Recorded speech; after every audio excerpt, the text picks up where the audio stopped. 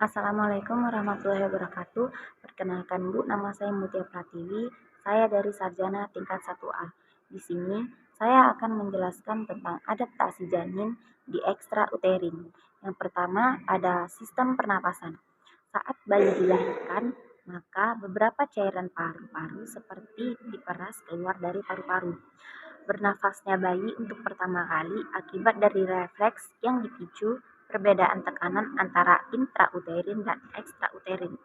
Pada bayi baru lahir, fungsi pernafasan merupakan pengaruh kontraksi diafragma, sehingga pernapasan abdominal adalah karakteristik bayi baru lahir. Pernapasan dangkal dan kadang tidak teratur juga bisa terjadi. Rangsangan pernapasan pada bayi baru lahir.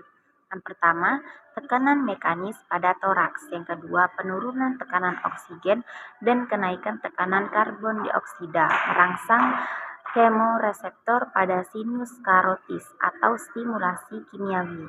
Yang ketiga, rangsangan dingin dapat merangsang permulaan gerakan atau stimulasi sensorik. Yang kedua ada pada sistem kardiovaskuler. Sistem kardiovaskuler mengalami perubahan yang mencolok saat bayi lahir. Saat bayi bernafas pertama kali, paru-paru akan mengembang sehingga mengurangi resistensi arteri pulmonalis. Tekanan arteri pulmonalis menurun, maka tekanan atrium kanan ikut menurun. Hal tersebut menjadikan tekanan pada atrium kiri dan ventrikal kiri meningkat, yang akhirnya menjadikan foramen oval, ductus arteriosus dan venosus menutup. Frekuensi denyut jantung bayi baru lahir sekitar 140 kali per menit, bervariasi antara 120 sampai 160 kali per menit. Frekuensi ini menurun saat bayi tertidur. Selanjutnya ada pada sistem hematopoietik. Saat bayi lahir, darah bayi mengandung rata-rata 70% hemoglobin janin. Tetapi hemoglobin janin berumur pendek, sehingga semakin bertambah umur bayi, semakin berkurang kandungan kadar hemoglobin janin. Kadang anemia fisiologis dapat terjadi saat bayi berusia sekitar 4-5 bulan. Selanjutnya ada pada sistem renal.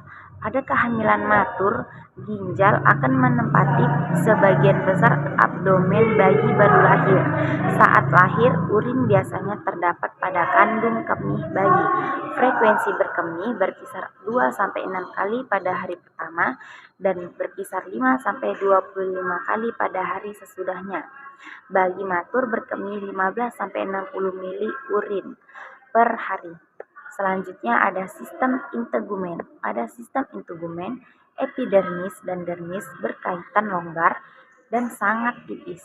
Vernix caseosa menempel pada epidermis yang berfungsi sebagai pelindung. Bayi matur memiliki warna kulit erimatosa atau kemerahan beberapa jam setelah lahir. Tangan dan kulit terlihat sedikit sianosis. Pada bayi baru lahir, produksi hemoglobin dihasilkan oleh hati janin sampai usia bayi sekitar 5 bulan. Asupan besi ibu hamil sangat berpengaruh simpanan zat besi di dalam hati janin. Pada bayi baru lahir, hati juga berfungsi pada proses konjugasi bilirubin. Selanjutnya ada pada sistem gastrointestinal. Pada bayi baru lahir hanya mampu mencerna, memetabolisme protein dan karbohidrat sederhana, serta mengemulsi lemak seperti yang terdapat pada ASI atau air susu ibu. Bayi baru lahir tidak mampu memindahkan makanan dari bibir ke faring, sehingga puting susu harus diletakkan cukup dalam di mulut bayi. Saat lahir, perilaku mengisap pada bayi dipengaruhi oleh maturitas dari neuromuskuler, pengobatan diterima bayi saat ibu persalinan, dan jenis makanan awal. Selanjutnya, sistem imunitas. Pada bayi baru lahir dilindungi oleh kekebalan pasif yang didapat dari ibu selama 3 bulan pertama kehamilan. Sistem pertahanan alami seperti keasaman lambung atau pepsin dan tripsin belum berkembang baik sampai usia bayi sekitar 3-4 minggu. Selanjutnya, sistem neuromuskuler. Sistem neuromuskuler pada bayi baru lahir sangat dipengaruhi oleh kondisi otak. Otak memerlukan glukosa dan oksigen untuk proses metabolisme yang adekuat. Aktivitas motorik spontan dapat muncul dalam bentuk tremor sementara di mulut dan dagu, terutama saat bayi menangis. Selanjutnya, sistem termogenik.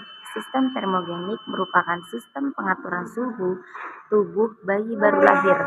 Bayi baru lahir berusaha menstabilkan temperatur tubuhnya dengan cara mempertahankan keseimbangan antara kehilangan panas dan produksi panas. Suhu bayi baru lahir Suhu normal pada bayi baru lahir adalah 36 derajat Celcius sampai 30 derajat Celcius. Pengaturan suhu tubuh bayi baru lahir berbeda dengan orang dewasa. Hal ini karena perbedaan anatomi dan fisiologisnya berbeda. Bayi normal akan berusaha meningkatkan panas tubuhnya dengan menangis, meningkatkan aktivitas motorik, serta meningkatkan metabolisme lemak coklat yang ada pada tubuhnya.